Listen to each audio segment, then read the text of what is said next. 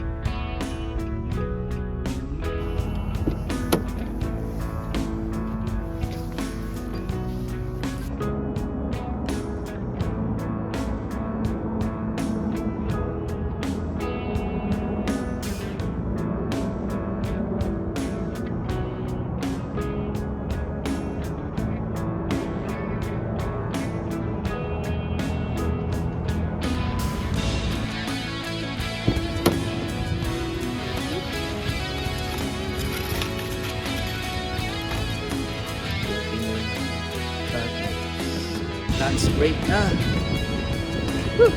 Paraos na, maya uwi na. Yan ito, pagkakain ng lunch. Lakad ng konti. Exercise. Medyo malakas ang hangin ngayon. Pagkalabas, sundo naman ang aking bata sa school, tsaka sa daycare. Isang bunso. Ganito kami, araw-araw. Ganito sa Canada. Buti ngayong Saturday, darating na Sabado, may overtime na naman. Thank you Lord talaga. Pag may overtime, kailangan talaga mag-overtime kasi magbabakasyon. Pinawisan ako ng konti dito na.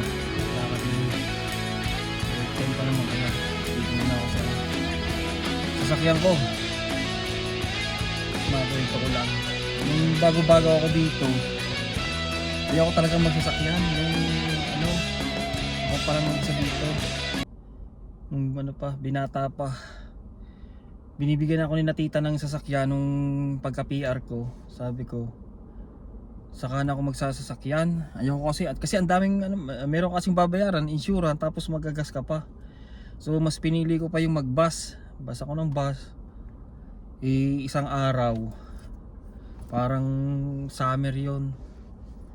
Yung abangan dito ng bus, malapit dito sa trabaho ko, walang bubong. Ay nag-hail. Nako. Wala akong taguan, walang tatakbuhan, ang layo. Talagang ginawa ko na lang, sumiksik na lang ako dun sa gilid ng ng upuan. At ang lalaki talaga ng hail, ang sakit sa likod. Buti na lang meron akong backpack, ginanyan ko sa ulo ko. Tapos maya dumaan yung bus, basang-basa ako ng ulan, tapos ang sakit ng tama ng hail. Ang lalaki, halos laki ng jawline. Tapos yung paa ko, sobrang lamig, halos maging kulay purple na. Kaya nung kinabukas, nung pag-uwi ko sa bahay, dali-dali kong tinawagan si tita. Sabi ko, tita, kukunin ko na yung sasakyan. Buti na lang may dalawa akong tita dito. Yung nga yung isa, yung ninang ko. Ayan, yung dito yung sasakyan, pag may kamag-anak ka, binibigay na lang. Kasi yung mga pinaglumaan nila, katulad ni na tita ko, binigyan na lang ako. Ni tito, yan, binigay nila na sa akin. Salamat talaga sa kanila. Shoutout kay tita Ana. Yan, kay tito. Sila yung nagbigay sa akin ng sasakyan dito sa Canada, yung una kong sasakyan. Ang hirap talaga yung sasakyan dito, necessity talaga. Kailangan mo talaga magsasakyan dito, lalo na pag winter. Malamig, minsan negative 40, kaya mahirap. Naranasan ko yun, negative 40, magte-tren. Pagdating ko doon sa train station, kasi naglakad ako simula sa bahay, yung mata ko parang nagdidikit kasi negative 40, tapos yung ganto ko puro yellow, yung mata ko pilik mata, yung mga yellow, ganun kalamig dito sa Alberta. Pero kaya naman, sanay naman ako sa hirap, kaya baliwala lang din yung mga hirap na pag sanay yung katawan mo. yun lang, na kwento lang ang karanasan ko dito na ano, nung wala pa akong sasakyan. Kaya yung pagka yung ano, tiyaga-tiyaga lang pagka yung ano, bili ka second hand ganyan. Oh, second hand, okay lang sa second hand, tumatakbo naman. Tsaka medyo ano, kumbaga ano, medyo nakakaintindi rin ako sa sasakyan, kaya yung mga katulad ng change oil, ako na lang ang gumagawa niyan. Change oil, tapos pagka may mga nasira na ano, kaya ko, ako na lang ang gumagawa. Tsaka yung laking tulong din ng YouTube. Pagka ano, kaya mo naman. Preno, madali lang naman.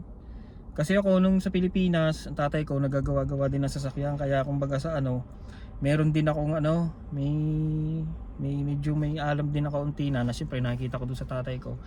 Kaya pagdating sa mga ganyan preno na ganyan, kayang-kaya ko. Kasi mayroon ako ng kung paano, alam ko na. Tinuturo ng aking ama. Yun, ganun. Ayun, napakukwento lang, break time eh. Okay. Uwi na. Tapos na naman ang isang araw na trabaho. Sunduin ko naman yung anak ko. Aking mga batuta.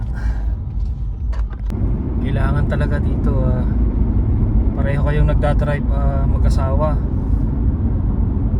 Kasi kami, siya yung maghahatid bago siya pumasok ng trabaho niya, hatid niya yung anak ko, tapos ako naman ang susundo pag uwi ko. Kaya maganda talaga pareho kayong mag-asawa ay nagdadrive dito sa Canada.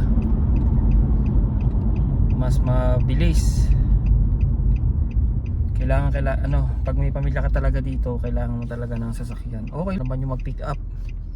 Ganon yung cycle namin dito, naming mag-anak dito sa Canada. Ganito kami araw-araw. Talaga yung sasakyan kailangan. Para ano, kung pumunta kayo dito sa Canada, yung mga magka-Canada, may idea kayo na kung ano yung buhay dito. Dito na ako sa eskwelahan ng aking anak. Ang pasok ko kasi ay ano 6 ng umaga hanggang ano alas 2. Ang labas naman ng anak ko ay 2:30. Yung school niya ay 15 minutes simula doon sa trabaho, kaya antay pa ako dito ng mga 15 minutes.